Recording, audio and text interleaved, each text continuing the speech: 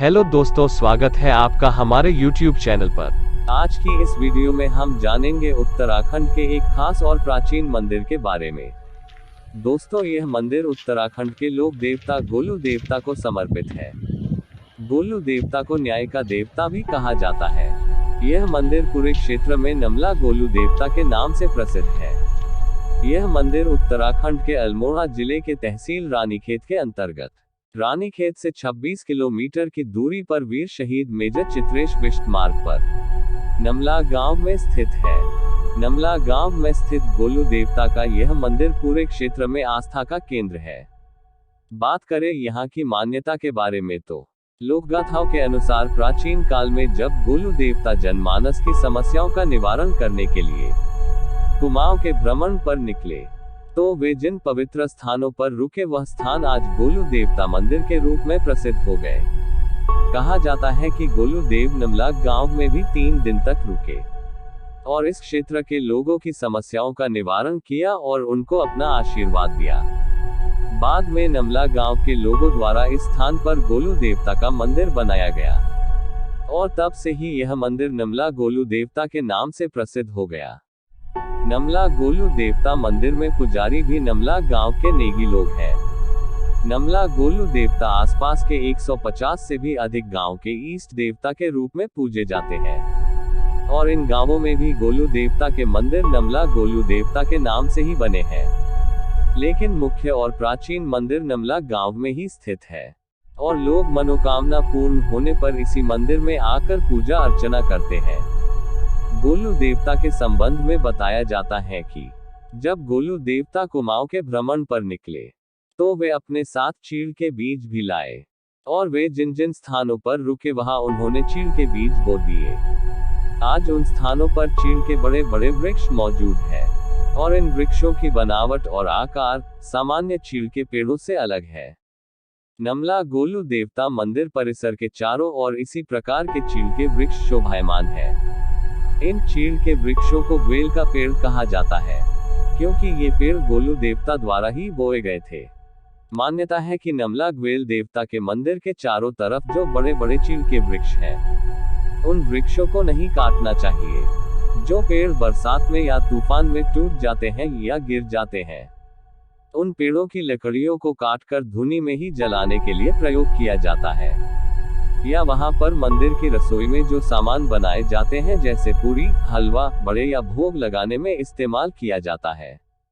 बहुत समय पहले नमला गांव के ही एक बुजुर्ग भूलवश मंदिर से चीड़ की लकड़ी को उनके घर में ले गए। उन्होंने उस लकड़ी से भैंस बांधने वाला खूंटा बनाया और रात को गौशाला में खूंटी पर भैंस बांध दी और फिर जब अगली सुबह देखा तो भैंस जीवित नहीं मिली। उस गौशाला में बंधी हुई गाय, बैल, बकरी सब के सब बीमार हो गए। फिर कुछ लोगों ने पूछा तो बुजुर्ग ने बताया कि खूंटा बनाने के लिए यह लकड़ी तो कल ही मंदिर से लेकर आया हूँ। तो फिर गांव वालों ने बुजुर्ग को याद दिलाया कि मंदिर की लकड़ी मंदिर के ही काम में आती है। खूंटे को तुरंत मंदिर में पहुंचाओ और देवता से अपनी गलती की माफी मांगो। आपकी भैंस का नुकसान तो हो गया है और बाकी जानवरों का नुकसान नहीं होगा। उसके बाद वह बुजुर्ग मंदिर गए और अपनी गलती की माफी मांगी। मंदिर से घर पहुंचे तो देखा गाय, बैल, बकरी सब ठीक हो गए हैं। नमला गोलू देवता शीघ्र न्याय करते हैं। इस मंदिर से लगभग 100 मीटर ऊपर भी गोलू देवता का एक विग्रह पत्थर रूप में स्थित है।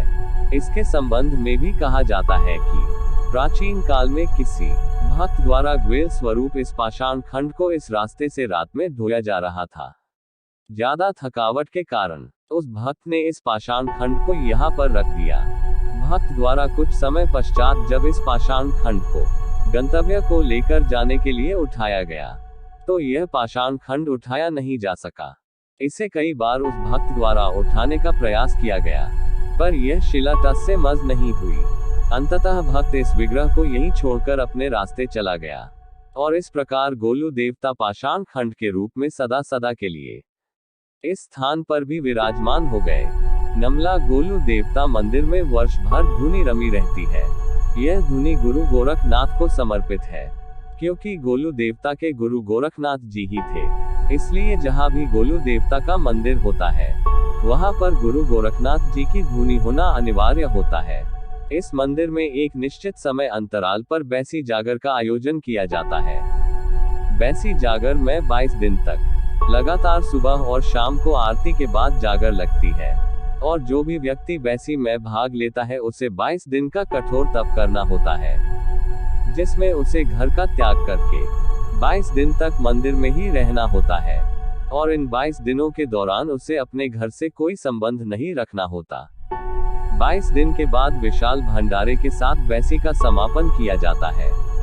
मान्यताओं के अनुसार बैसी का आयोजन करने से देवताओं की शक्तियों में वृद्धि होती है, और क्षेत्र में सुख शांति बनी रहती है, और प्राकृतिक आपदाओं में भी कमी आती है।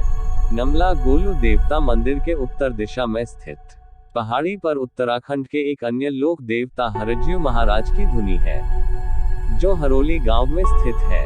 क्षेत्र में प्रचलित है कि इन दोनों मंदिरों में से किसी को अब और बड़ा नहीं किया जा सकता। यदि ऐसा किया तो क्षेत्र में कोई अनिष्ट होने की संभावना बताई जाती है। नमला गोलू देवता में स्थानीय लोगों की बहुत आस्था है। लोग यहां आकर अपनी मनोकामनाएं मांगते हैं, और पूर्ण होने पर यहां आकर देवता के दर्शन करते हैं, पूजा करते हैं और भोग लगाते हैं। नमला गोलू देवता आज भी सच्चे व्यक्तियों में अवतरित होकर अपने भक्तों को दर्शन देते हैं, और उनकी समस्याओं का निवारण करते हैं। यहाँ का परिसर अत्यंत शांतिपूर्ण और भक्तिमय है। यहाँ से हिमालय का मनमोहक दृश्य दिखाई देता है। नमला के आसपास अन्य धार्मिक स्थलों में दूनागिरी, बिनसर महादेव, झूला देवी प्रसिद्ध है। दोस्तों, नमला गोलू देवता